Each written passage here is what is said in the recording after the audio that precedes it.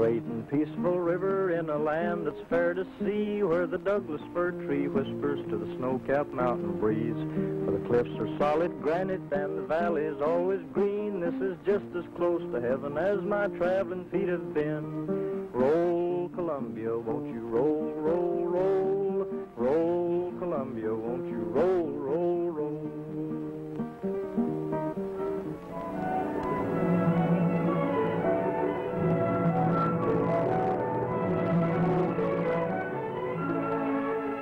A century and a half ago, Thomas Jefferson envisioned an empire of freedom and opportunity in the far Northwest. His bold determination sent Lewis and Clark westward through the wilderness, down the course of America's greatest power stream. To countless Americans, the Columbia has been a river of hope, a shining symbol of plenty, and men have followed the great river of the West down to the Pacific to sow their crops and cut the timber, to build a colonial empire, sending out its boundless resources to the far corners of the earth. Upstream and in the mountain tributaries, the Columbia has been a wild and uncontrolled giant. Boiling over rapids and cataracts, 30 million horses plunged relentlessly to the sea. From the beginning of time, this power roared unharnessed to the Pacific. Only the returning salmon, instinctively fighting their way upward to spawn, could defy the crashing falls and cascades.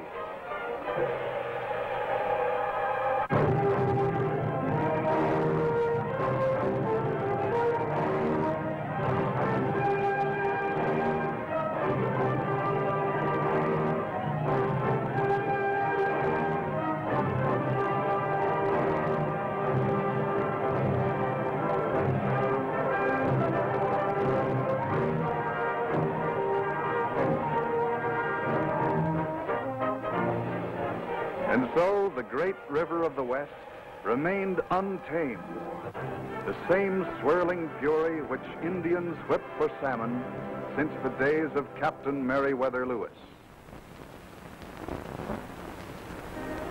With the Depression of the 30s, the nation again looked hopefully to the Northwest frontier, seeking opportunity in a still undeveloped country.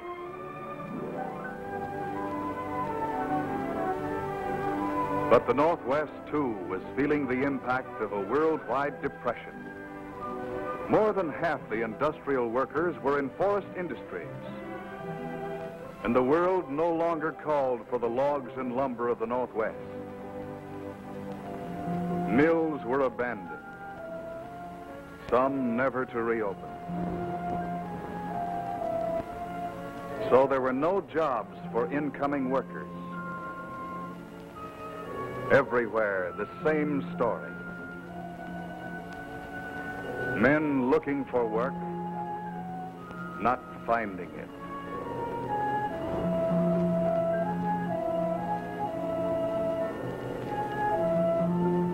On the heels of the unemployed came the victims of the Dust Bowl, as the Columbia beckoned to a people burned out by wind and drought.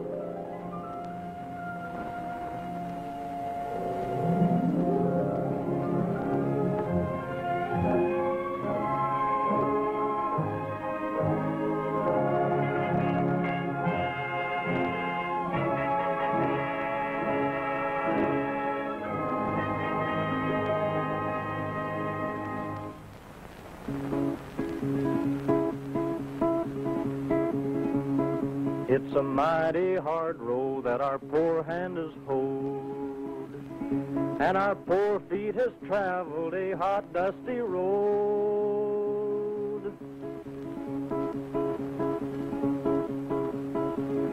Out of the Dust Bowl and westward we rolled, and your deserts are hot and your mountains are cold. We travel with the wind and the rain in our face. Our families migrating from place unto place. We'll work in your beet fields till sundown tonight, travel 300 miles before the morning gets light. Arizona, California, we'll make all your crops. Then it's northward to Oregon to gather your hops. Strawberries, cherries, and apples, the best in that land full of promise, that Pacific Northwest. So the migrants came to the heart of the great Columbia River Basin to find land as burned and useless as the dust-stricken acres they had left behind. 8 inches of rain a year, too little for any crop. A year or two and the surface water was gone. And so were the farmers. An endless string of refugees from the Dust Bowl gazed at the arid acres and moved on. Broken wagon wheels, bleached cattle bones were warning enough.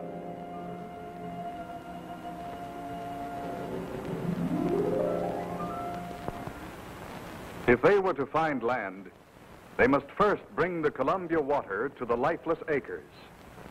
And Grand Coulee Dam was the answer. Uncle Sam, he took the challenge in the year of 33 for the farmers and the workers and for all humanity. Now, river, you can ramble where the sun sets in the sea, but while you're rambling, river, you can do some work for me. Roll, Columbia, won't you roll, roll, roll? Roll, Columbia, won't you roll, roll, roll? A challenge to reclamation engineers to match the wonders of the Ice Age, to duplicate the glacial dam which centuries before had blocked the Columbia.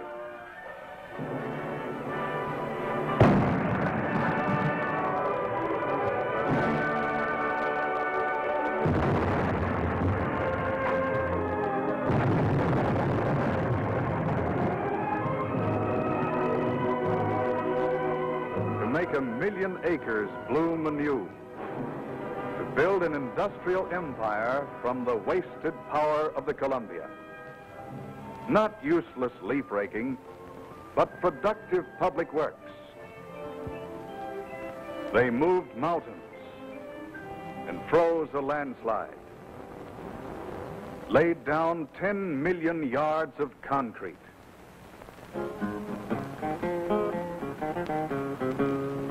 From the rocky canyon where the Columbia River rolls, seen the salmon leaping, the rapids and the falls. The big Grand Coulee Dam in the state of Washington is just about the biggest thing that man has ever done.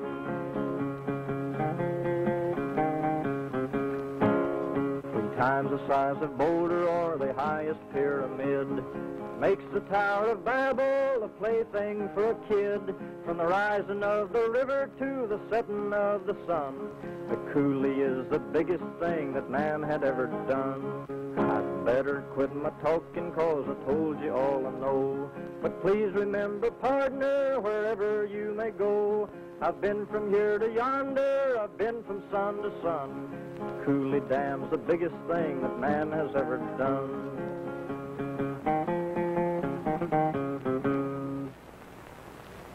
Cynics scoffed, called it a white elephant.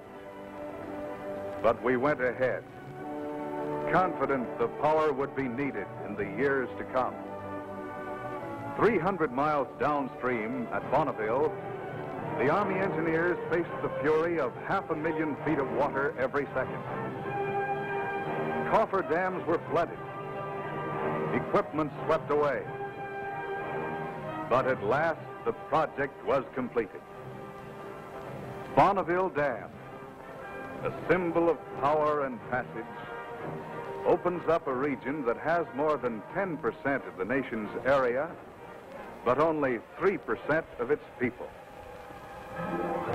Dams, drought, and unemployment were forgotten when war enveloped the world. From our beleaguered allies came pleas for clouds of planes, for a bridge of ships, Men and materials we had, factories we could build. But America desperately lacked one vital element: electricity. Electric power, the essential ingredient of aluminum and magnesium, the key to electrochemicals and shipbuilding. In this hour of need, America looked westward to her last great hydroelectric reservoir.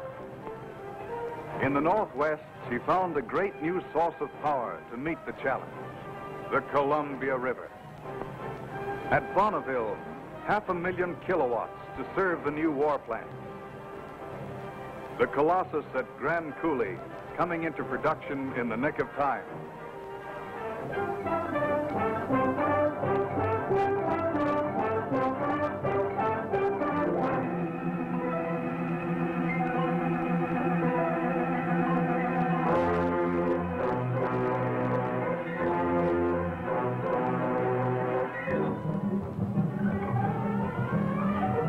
So the power of the Columbia truly became America's strong right arm. Lifelines of liberty, taking 1,000,000 horsepower out of the river canyon. 2,500 miles of shining circuits, using the strength of the Columbia to build ships faster than they were ever built before.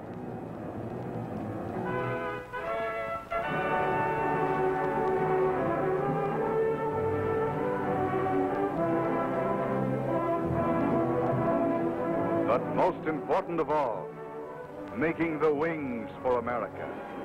The aluminum for 1 out of every 3 of our fighting planes. 500 million pounds a year. Building the fortresses to keep the war from our shores. To turn the tide of battle. Save the lives of our fighting men. In the barren hills below Grand Coulee, the stream grew warmer. And almost magically, the atomic bomb was born. Thus, the power of the Columbia helped bring our boys back from the Pacific 2 years sooner than they had dared hope. Look down in the canyon and there you will see Grand Coulee showers her blessings on me.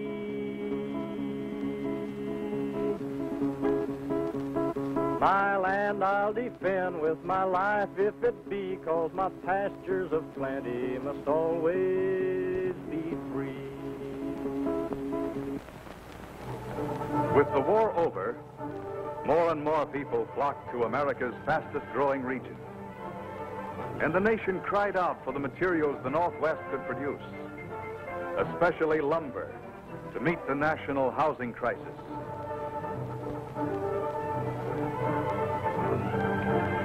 Night and day, engineers worked to bring power to the new plants.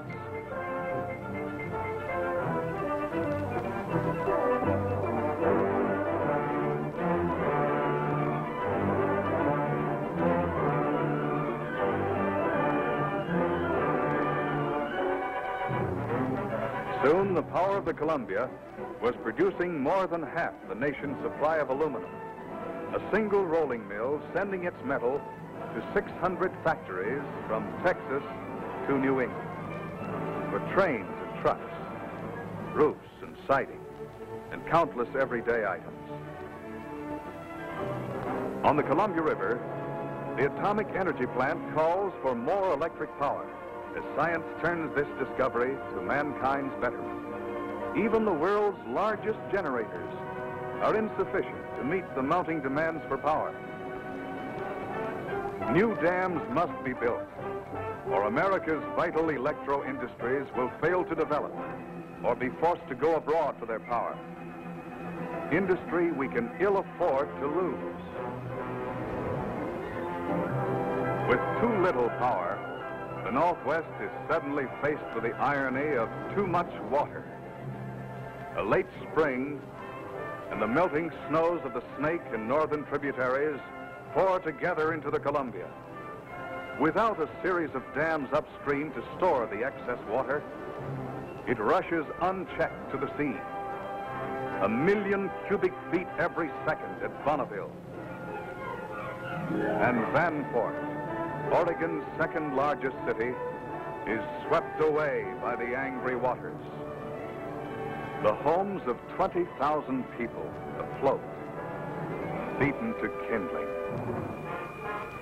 Men and women who hopefully had sought refuge from dust and drought and depression. Still holding the dream of a farm, a job, a home in the valley of the Columbia. We worked in your orchards of peaches and prunes, and we slept on the ground neath the light of the moon. We picked in your cotton, cut the grapes from your vine to set on your table your light sparkling wine. It takes home-loving mothers and strong-hearted men. Every state in this union us migrants has been. Along the edge of your cities you'll see us, and then we have come with the dust and we're gone with the wind.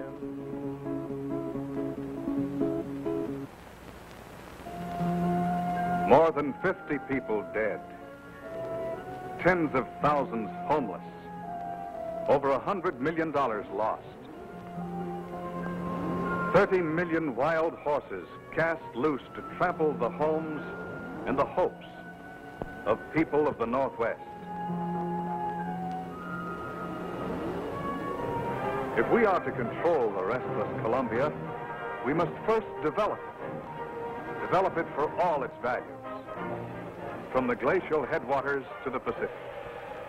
Government engineers say it can be done, and water power is the magic partner in making this development possible. Bonneville and Grand Coulee are only the beginning. 10 million horsepower of new energy swiftly can be harnessed on America's mightiest stream. Tame the hazardous rapids. Open the Columbia Waterway to navigation 500 miles inland. Provide endless water power to meet the grave electric shortage. Conserve our vital oil supply. Reclaim another 1 million acres of dry but fertile land.